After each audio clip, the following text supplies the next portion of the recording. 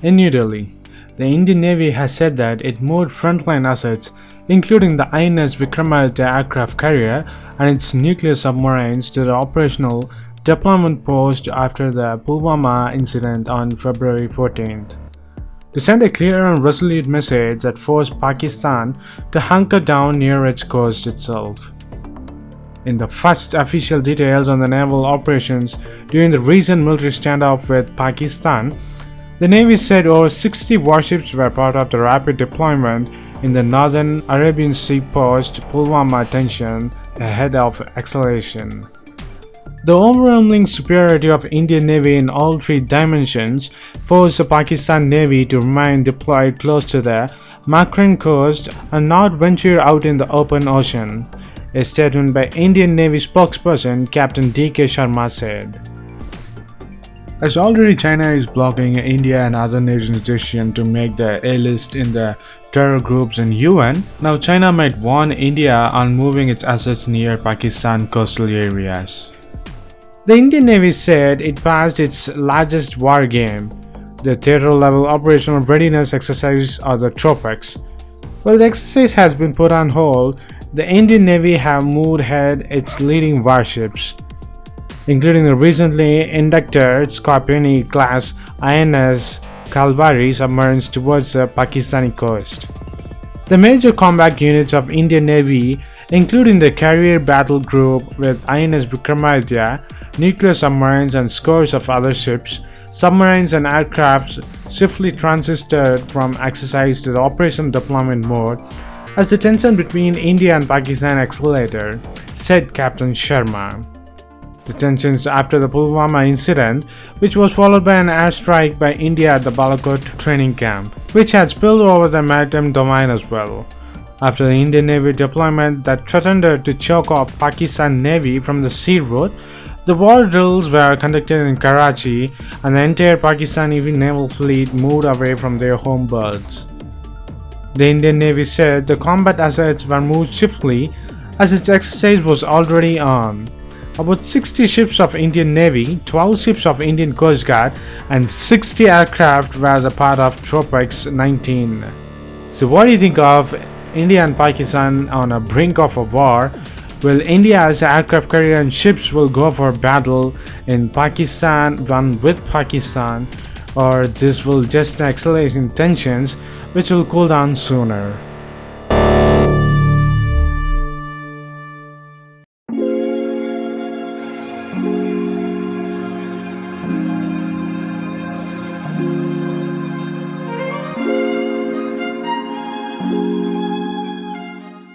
India has edged out China as a preferred partner for key European nations, Japan and the United Arab Emirates for joint infrastructure projects and capacity building projects in Africa. The UAE, France, Germany, UK and Italy are in talks with India to launch joint projects in Africa, owing to India's goodwill created by funding demand-driven projects and providing concession loans for various sectors, according to people aware of the matter. On the other hand, they said the China's Belt and Road Initiative, or the BRI, is facing a pushback in Africa, with some countries cancelling or going slow on project owing to huge debts. In Japan, during Prime Minister of India Mr. Narendra Modi's recent visit to Tokyo, announced a mega health project in Kenya that will be implemented jointly by India and Japan as part of the Third Country Initiative. A news report has learned that the UAE could partner India for projects in parts of Eastern Africa where the UAE has strong political connections. France, Germany, UK and Italy have expressed interest in partnering India in the third country projects in Africa. These countries are expected to outline specific projects where they are interested to partner with India, said one of the person who spoke on condition of anonymity. Besides Africa's second biggest economy and a big investor in Africa, Morocco has also expressed interest to partner with India for the joint projects in various African countries, with special focus on Western Africa. In contrast, Sierra Leone in West Africa recently scrapped plans to build a China-funded $380 million airport outside the capital, Freetown. A few other countries in Western and Southern Africa has also expressed concerns that China's funding pattern could push them into debt trap. African countries jointly owe China about $130 billion, according to the China-Africa Research Initiative. This amount has funded transport, power, and mining projects in the resource-rich continent. Countries around the world are now rethinking the readily available loans offered by China for infrastructure projects in their countries, after fearing they could fall prey to Beijing's debt trap diplomacy. China-funded projects are also required of hiring China-owned contractors rather than the local companies and workers.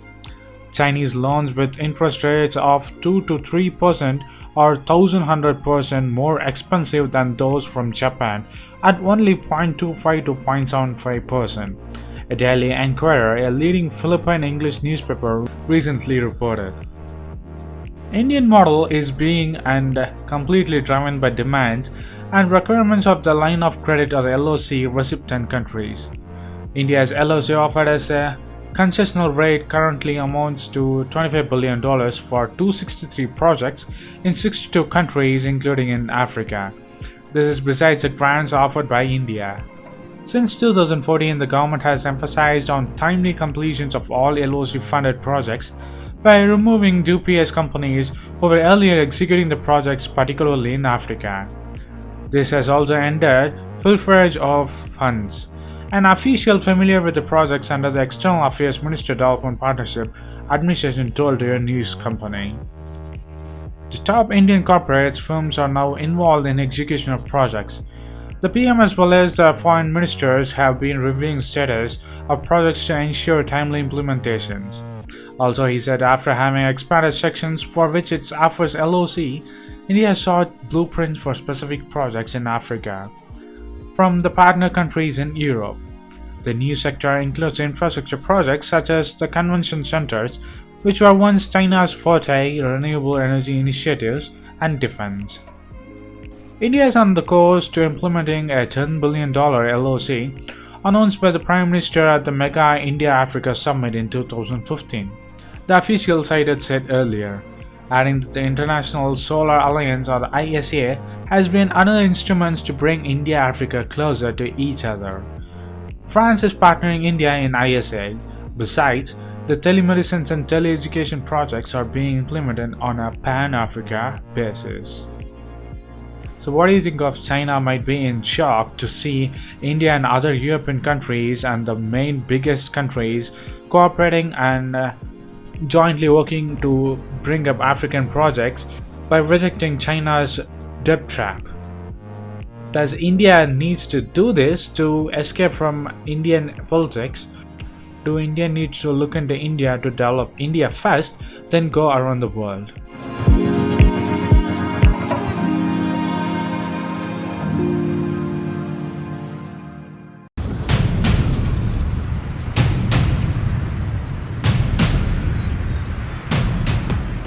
India is seeking more oil, drones, and aircraft from the US to help narrow its $28 billion trade surplus aimed, raising concerns of the possible collateral damage to its economy from the President Donald Trump of US in the trade spat between China. The Prime Minister of Singapore said that China and India are the new powers which are growing in strength and influence as the global strategic balance is shifting, which has thrown up new opportunities for the cooperation of ASEAN. On the other hand, Asia's third largest economy could bridge the surplus by up to $4 billion through oil imports alone, the government officials said, asking not to be identified as they may not authorize to speak to the media. Later on today, China told that the free trade agreement with India would facilitate more commerce between the two countries. The Chinese Consul General in Kolkata said that I hear that there are certain barriers to trade and invest in both the countries. A free trade agreement will help facilitate more commercial exchanges between the two countries, India and China. India is among the partner countries seeking to allay US trade deficit fears by raising the imports as the Trump administration redraws the bilateral trade plans and seeks to alter the world trade norms. Earlier this month, the US added India to the list of countries it's monitoring for possible currency manipulation aimed at boosting exports. India, which denied its central bank intervention help export, fits one of the main criteria for the countries making the list of a bilateral trade surplus of at least $20 billion. Along with South Korea, India was the only other country to cut its surplus, the merchandise and services with the US after the Trump took charge. The 19th Congress of Communist Party of China held in October 2017 promised more opening up Chinese economy to the outside world and also increase imports from other countries including India.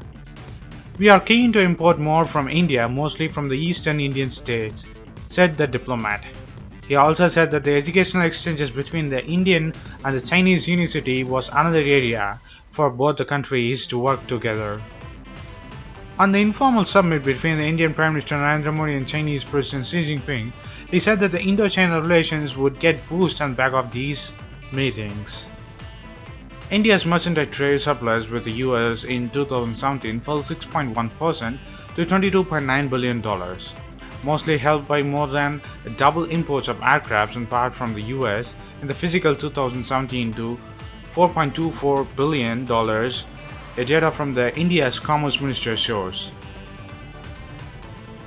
The numbers may vary further this year after the US lifted its 4-decade-long curbs on crude oil exports. The official said, India, which received its first US oil shipment in August 2017, could import oil worth $4 billion, according to one of the officials. On April 19, Trump cleared the US policy on the export of unmanned area vehicles that could allow India to buy drones. India, which imports more than 80% of its crude requirements, sourced nearly 12 million barrels of crude oil from the US in the last 6 months. Its 37 billion cubic feet of natural gas purchases over the past couple of years for India will help correct the trade imbalance with India-US, said the US Energy Secretary Rick Perry said in New Delhi on April 17, 2018. On a counterproductive manner, India is importing more from the United States. If it is in its interest, it is a good thing, but Trump's approach to the trade has been fairly negative and counterproductive, said Joshua P. Meltzer, a Washington-based senior fellow at the Brookings Institutions. So what do you think of Trump trade battle surprise India to import more oil and drones from the US? Will Trump be shocked or surprised to see India might be counterproductive to go with China rather than with US? Post your comments below, and if you like this video, please give a thumbs up and follow us on social networks and subscribe to our channel. And thanks for watching. This is WC Daily. Think big, think different. Bye.